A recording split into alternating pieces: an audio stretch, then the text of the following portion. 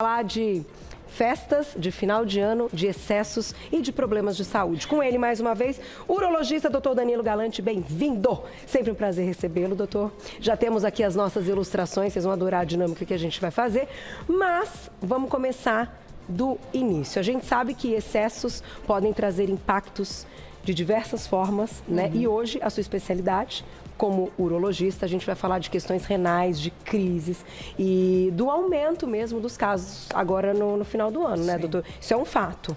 Perfeito. A urologia ela é bem lembrada nesse final de ano pelo fato das comidas, das bebidas e os próprios costumes. As pessoas vão mais para a praia. Sim. Elas têm algumas doenças, inclusive, de fim de ano, como as viroses, que levam a diarreia e desidratações. Sim. E isso vai piorando muitas das doenças que eu trabalho. E aí, doutor, separou então alguns itens importantes que nas festas, então nesse mês de dezembro, a gente sabe que o consumo aumenta, né? E a ideia, então, é dar dicas aí como é que a gente consegue prevenir. Então, você quer destacar o que aqui da nossa mesa, doutor? Pode contar, né? Onde estão os vilões aí? Vamos lá. Bom, bebidas alcoólicas, né? A gente colocou aqui exemplo de cerveja e vinho. O problema não é a ingestão da bebida alcoólica, mas o excesso dela. As bebidas alcoólicas, elas são diuréticas, então elas aumentam a perda do organismo de água. Né? Então, os pacientes que tomam, as pessoas que tomam muita bebida alcoólica, elas acabam perdendo mais água. As pessoas falam, eu tomo cerveja e estou me hidratando. Na verdade, não, você está se desidratando. E a urina acaba ficando mais concentrada, o nosso rim ele sofre com falta de água. E todo paciente que tem uma tendência a ter infecção urinária e cálculo renal, ele vai ter maior incidência e maior frequência. Tá sempre dentro das orientações que a gente faz para os pacientes com infecção urinária e cálculo renal, o aumento da ingesta. E as bebidas alcoólicas, elas estão bem fortes em relação a isso. Além de aumentar a caloria, né, que aí tem outros problemas, mas a questão na urologia está ligada à desidratação. E o consumo, então, para quem for, né, fazer o consumo eventualmente, aí é controlar a quantidade e beber muita água junto, né, doutor? Para ajudar, né? É um gole ali da bebida alcoólica, 3 de água, né, pelo menos. A gente fala que para cada copo de cerveja, um copo de água. Isso vai acabar até evitando que as pessoas tomem tanto, né? Porque uma hora enche o estômago e não aguenta tomar tanto. Sem dúvida. Agora, você trouxe bolo, trouxe, né, simbolizando aí o açúcar. Isso. Também pode ser perigoso para essas questões renais? A insuficiência renal crônica, né, o problema do rim, não do paciente já em diálise, ou seja, da insuficiência renal crônica dialítica, a insuficiência renal crônica ela acontece principalmente pela hipertensão e pela diabetes. São os dois principais vilões.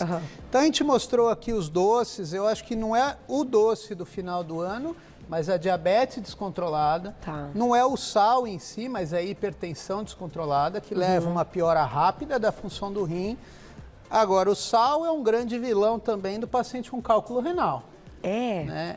Ele está entre as 3 principais orientações para o paciente com cálculo renal. A gente sabe que as comidas de final de ano, tender, chester, farofas, os queijos, todas elas têm muita quantidade de sódio. Condimento em si, né? Enlatados, embutidos e todos esses, até a castanha, quando salgada, o excesso, né, na alimentação, vai promover aumento de cálculo renal. Então, a gente colocou o sal aqui para simbolizar isso. Olha, e assim, doutor, até para a gente falar um pouquinho da questão do cálculo renal.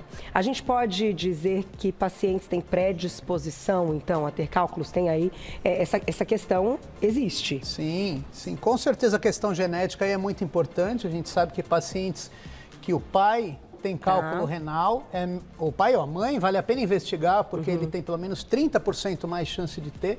Quando pai e mãe, a gente aumenta essa chance para mais de 50%. É uma pergunta que eu sempre faço no consultório, mesmo quando a queixa é outra, se a pai ou mãe tem cálculo renal, e se tiver, no final eu já peço um ultrassom como triagem de pedra nos rins. E precisa, para quem já teve pedra, enfim, precisa fazer um check-up ali com uma frequência um pouco maior, né? Porque já ouvi muitas histórias, a pedra é eliminada, enfim, ou retirada, e aí volta, né? Em menos de um mês já tem uma outra pedrinha ali. Então precisa ter um cuidado mais próximo. A recorrência é muito alta. A gente fala que um paciente que eliminou cálculo renal em até 5 anos, 50% deles vão fazer outra pedra no rim. Olha só.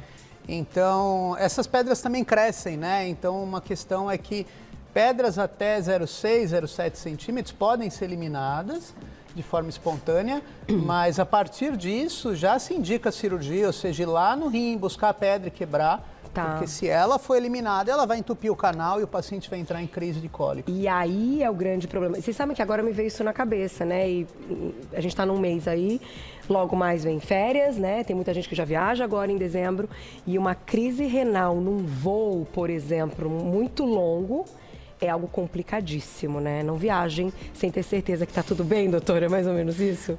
É, com certeza. Voo de 9, 10 horas, se o paciente começa a ter crise de cálculo renal com meia hora de voo, ele vai passar 9 horas em voo com crise. Então, pacientes que têm... o paciente com cálculo renal, na verdade, ele tem que viajar com um kit de analgésico, né? Tanto Buscopan quanto anti-inflamatório, às vezes até tramal. Olha só. E um telefone de resgate de um urologista para ligar no desespero e falar: doutor, estou com dor, o que eu faço? Né? É sempre interessante você ter alguém para você ligar e no desespero te falar o que fazer. Gente, essa dica é muito séria e muito importante, que a gente, claro, acha que nunca vai acontecer nada, torce para, mas, né, o que fazer caso aconteça. Então, me lembrei que estamos no mês de férias, faça aí o seu check-up e tenha em mãos o telefone de alguém que possa trazer ajuda. Com certeza. Voltando, então, à questão das comidas, doutor, você está simbolizando aí alguma coisa ligada também à questão da gordura. O excesso de gordura também tem um impacto nesse sentido? O excesso da gordura, por si só, ele está associado à obesidade, né? Ele está associado a doenças cardiovasculares. E essas doenças estão associadas também a tumores, né? O tumor de próstata é um dos tumores que está associado à obesidade. Não à toa que esses pacientes a gente começa a fazer triagem de câncer de próstata antes, com 45 anos, sendo que a população geral é com 50. Né? O check-up anual é com 50 e nessa população 45. O consumo de gordura ele não tem um aumento da frequência de doenças renais no primeiro mês, no segundo mês, mas isso é uma questão que cronicamente vai tendo impacto, mas não é algo imediato, né? O paciente não come gordura hoje, vai ter problema renal no próximo mês. Né? É a frequência, sim. Agora, aproveitando que a gente está com a dinâmica aqui ao vivo, já tem perguntinhas do público na @VocêBonitaTV, temos aqui, então, um exemplo de uma urina concentrada, certo, doutor? Aqui, isso é algo que a gente também tem que estar atento, né? A gente precisa observar a cor da urina. Sim.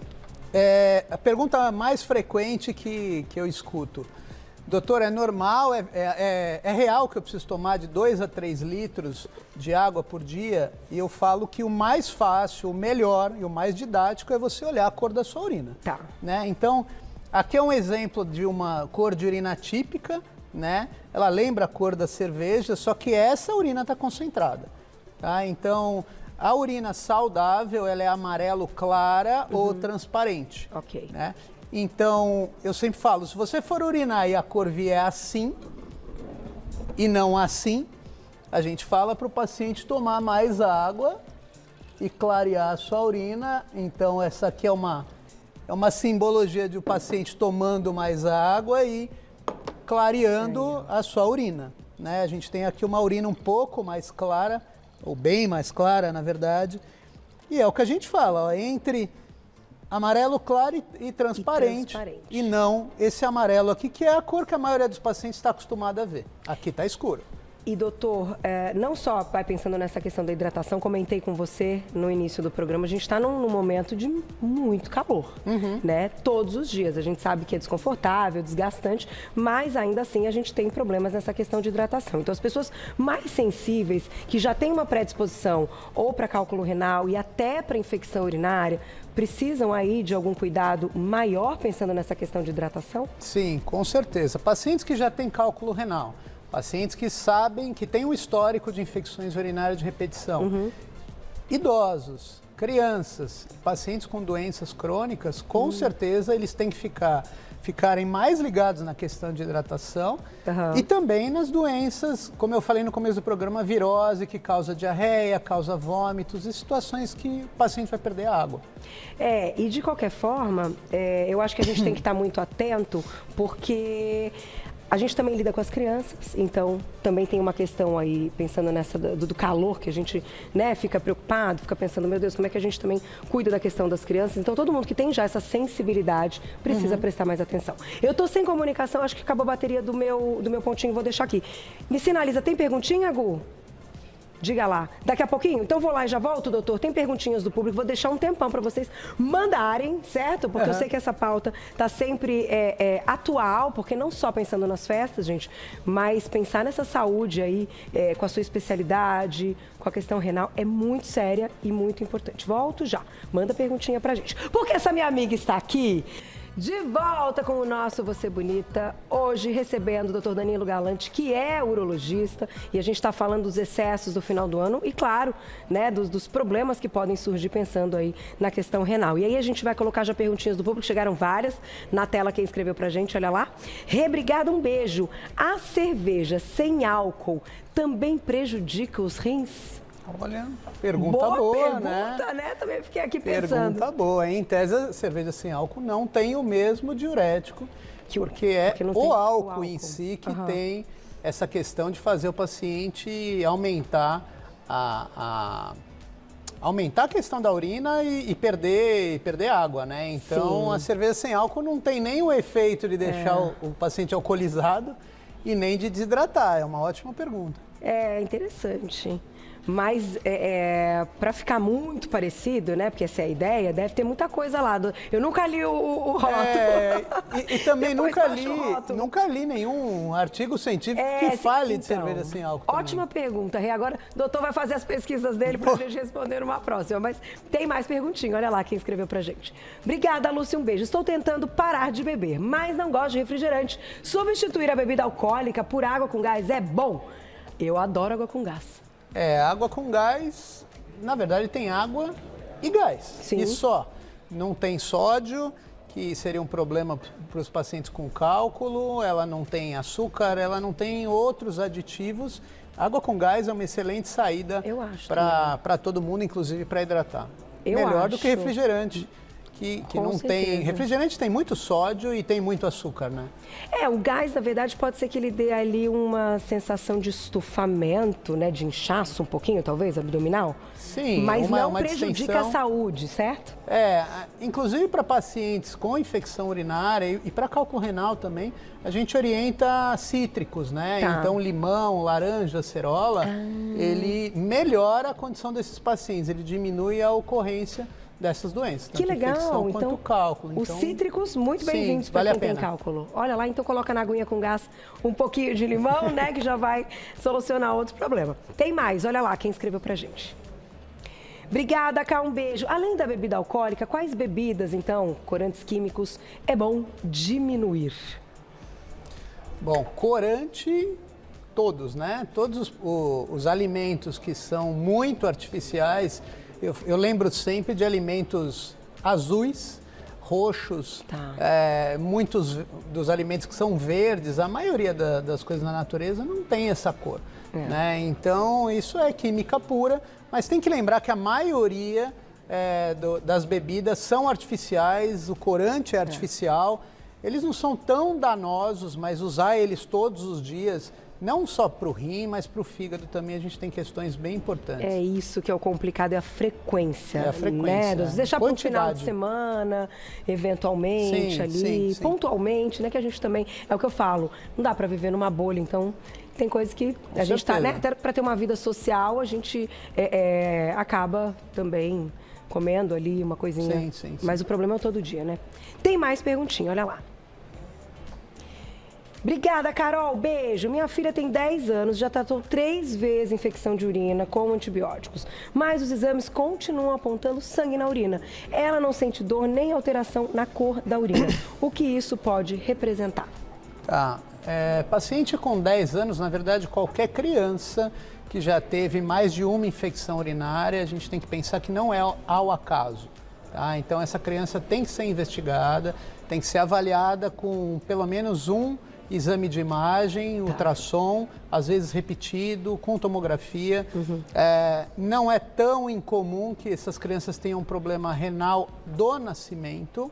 Tá? Então, tanto o cálculo renal, que não é uma doença tão comum em criança, mas existe, quanto outras alterações renais do nascimento e nefrites, tá? São doenças que eliminam sangue na urina e que merecem ser investigados, porque às vezes esse paciente...